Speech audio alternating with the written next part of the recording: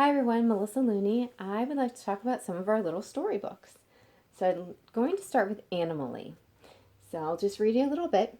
I love you hugely like a whale. I love you shyly like a quail. I love you cleverly like a fox. I love you powerfully like an ox.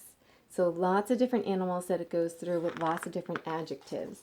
And I think the unique thing about this book is that it's really hard to teach children emotions. So this one was really, keeps going with love and what that means, and you'll see them cuddling.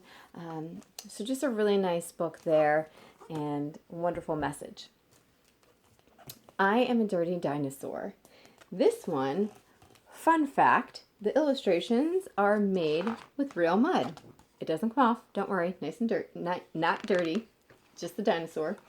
And I hear that you can read it to row, row, row your boat rhythm. I have a rhythm to it. I don't use that one. But I never have a wash. I just shake about the place. Shake, shake, shake, shake, shake about the place. I'm a dirty dinosaur with a dirty tum. I splatter it with mud and I tap it like a drum. Tap, tap, tap, tap, tap it like a drum. So you can imagine that the children love going through some of these sounds and repeating them and the bright colors there. So, will he ever get clean? You are going to have to grab this one to find out. All right, next we have, along with the rhythmic sounds, we have Dan the Taxi Man. This is one of my favorites. I just love this one. Here's Dan, beep, beep, the taxi man. Going to the show and picking up the band. Climb inside while you still can with Dan, beep, beep, the taxi man. Stop! Here comes Maureen with her tambourine. Shake a crash, shake a crash. And it goes on with Dan, beep, beep, the taxi man.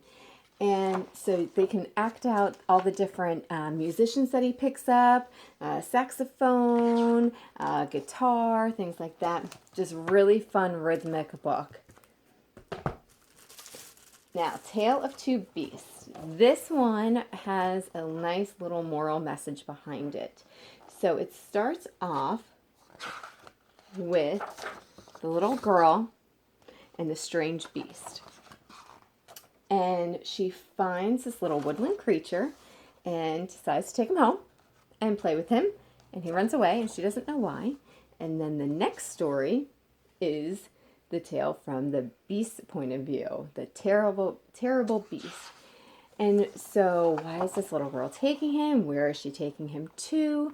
So it's just a really good book to talk about perspective and what you're doing might mean to somebody else. So a really nice, probably preschool book to go through and talk about those emotions.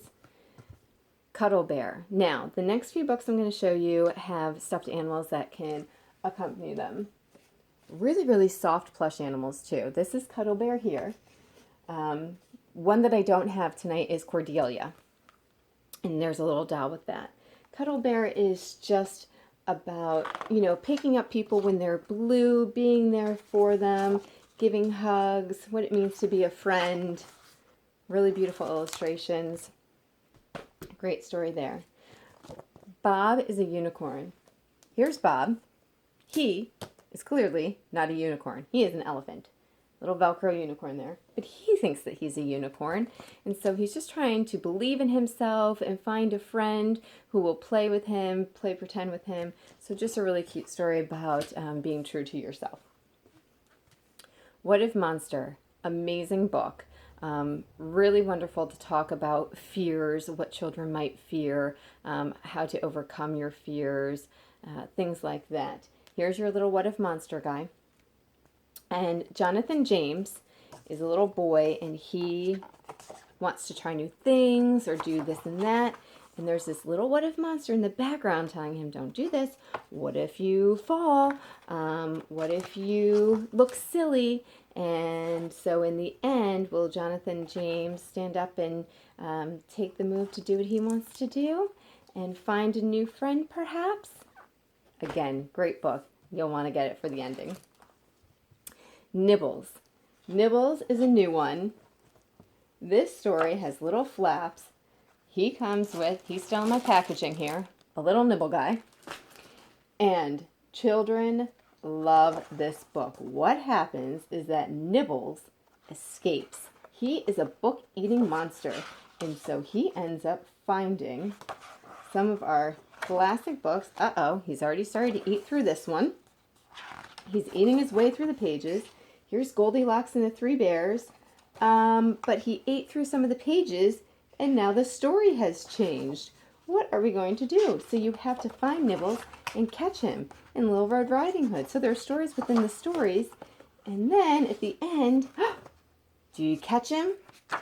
Hooray! Until he eats out of the back of the book and you have to find him again. So the children in your life will just talk about Nibbles and where he went and finding him and reading that story over and over again. Super, super cute. So I hope you enjoy this collection, and if you have any questions, let me know. Thanks.